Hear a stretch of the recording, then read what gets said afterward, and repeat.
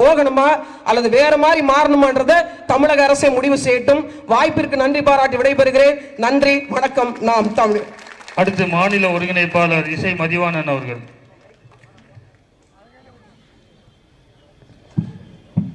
அனைவருக்கும் வணக்கம்.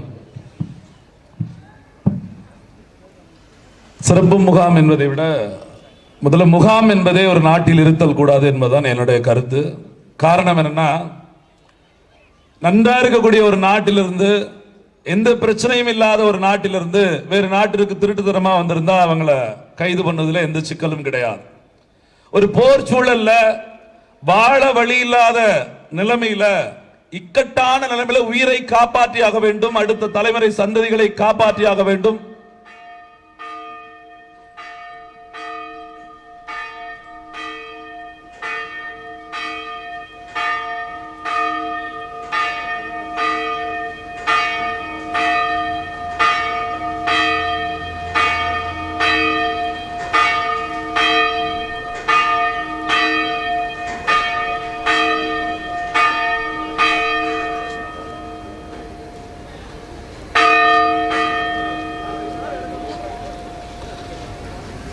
அப்படி ஒரு இக்கட்டான சூழல வேற வழியே இல்லாத உயிரை காப்பாற்றிக் கொள்வதற்காக வேறு நாட்டிற்கு வந்தவர்களை முதலில் முகாம் என்கிற முறையில் அடைத்தலே தவறு.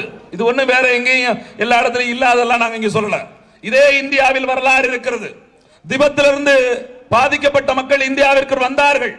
அவர்களுக்கு அங்கே முகாம் என்று இந்த இந்தியாவில் எங்கேயும் அமைக்கல. உங்களுக்கு தெரியுமா, கர்நாடக மாநிலம் கூர்க் மாவட்டம், அந்த கர்நாடக மாநிலத்தில் கூர்க் மாவட்டத்தில் ஒரு கிராமத்தையே ஒதுக்கி தந்திருக்கிறது இந்த அரசு. எதுக்கு? திபெத்திலிருந்து இவர்கள் சொல்கிறார்களே அகதி அவர்கள் அப்படிங்கிற ஒரு நம்பிக்கை வருது. நீங்க சிந்திச்சு பாருங்களேன். இந்த தேர்தல் நேரத்தில் இந்த சோதனையை நடத்த வேண்டிய அவசியம் என்ன? ஏன் நடத்தணும்? பாராளுமன்ற தேர்தல் தொடங்க இருக்கிறது. இன்னும் எந்த கட்சியும் எந்த கூட்டணி என்று முடிவு செய்யல. தனிச்சு நிக்கிறதா, எவன் கூட சேர்றதா, எவனை கூப்பிடுறதா, எவன் காலில் விழுறதா, ஒண்ணும் முடிவாகல. எத்தனை சீட்டு யார் நிப்பாடுற எதுவும் முடியாவல. ஆனால் நாம் தமிழர் கட்சி 40க்கு 40 2016 சொல்லிட்டு வேட்பாளர் அறிவிப்பையும் தொடங்கிருச்சு. அப்ப தேர்தல் ரேஸ்ல நாம் தமிழர் கட்சி முதலிடத்துல வந்துருச்சு.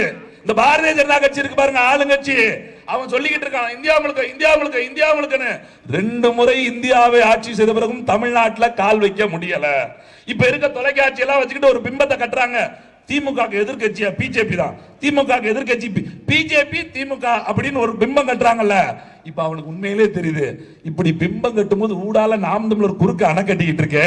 இதை என்ன பண்றது அப்படின்னு தெரியாம நாம் தமிழரை கொஞ்சம் அப்படி தள்ளி போடலாம் அப்படின்னு நினைச்சு இந்த ரைடை விட்டா பயப்படுவான்னு நினைக்கிறாங்க. நான் சத்தியமா சொல்றேன், அண்ணனுக்குமே இதை சொல்றேன். நேத்து ரைடு நடக்கும் போது ஒரு தம்பி, இன்னும் சொல்ல போனா எங்க அண்ணன் கரியால மாதிரியான ஆட்கள் ஒருத்தர் வெளியில இருந்து ஸ்டுடியோட வாசல் நின்று பார்த்துட்டு போனாரு. இன்னைக்கு 4:30 எங்க ஊர்ல இருந்து கிளம்பி இருசக்கர வாகனத்தை எடுத்துட்டு வந்தேன். நம்ம முக்கில் தெருமுக்கில் வந்தோன்னு கையை காட்டினாரா, சரி பார்த்தாரு, ஒரு வார்த்தை பேசிட்டு போயிரு நிப்பாட்டினேன். நம்ம தான் வீட்டுல எல்லாரும் சொல்லிட்டாங்க உங்களுக்கு தான் ஓட்டுறேன். பாத்தீங்களா, ஓட்டு அதிக ஒழுங்கு தான் போலீஸை டெல்லியில இருந்து அனுப்பியிருக்காங்களா. வேற போலீஸ் எல்லாம் வந்திருக்காங்க பாருங்க. அதுக்கு இவ்வளவு நாள் வராம நம்ம ஊருக்கு 2 வண்டி வந்திருக்குன்னா என்ன அர்த்தம்? நாம் தமிழ் கட்சி வளர்ந்துகிட்டு இருக்கு. 24 என்ன இல்லையா, 26 நமக்கு தாங்க. ஏன்னா அவருக்கு பாராளுமன்றத்தில் என்னன்னு தெரியல, அவருக்கு தெரியல. ஆனால் அவர் சொல்றாரு இது எதுல 26 நம்ம தான் 24 வாக்கு செலுத்துறோம் அப்படின்னு சொல்லக்கூடிய அளவுக்கு இங்க ரைடெல்லாம் நடக்கல. முறையா நாம் தமிழ் கட்சிக்கு ஒரு இலவச விளம்பரத்தை ஆளுங்கட்சியே செய்து கொடுத்து. ஏன்னா ஒரே யூடியூப் சேனலே பார்த்துக்கிட்டு இருந்து நேத்து தான் பார்த்தா, அடாடாடா எல்லா சேனலையும் நாம் தமிழர் கட்சி அப்படின்னு சொல்லும் போது அடா அப்படியே இன்னும் 2 மணி இன்னும் 4 எங்க அக்கால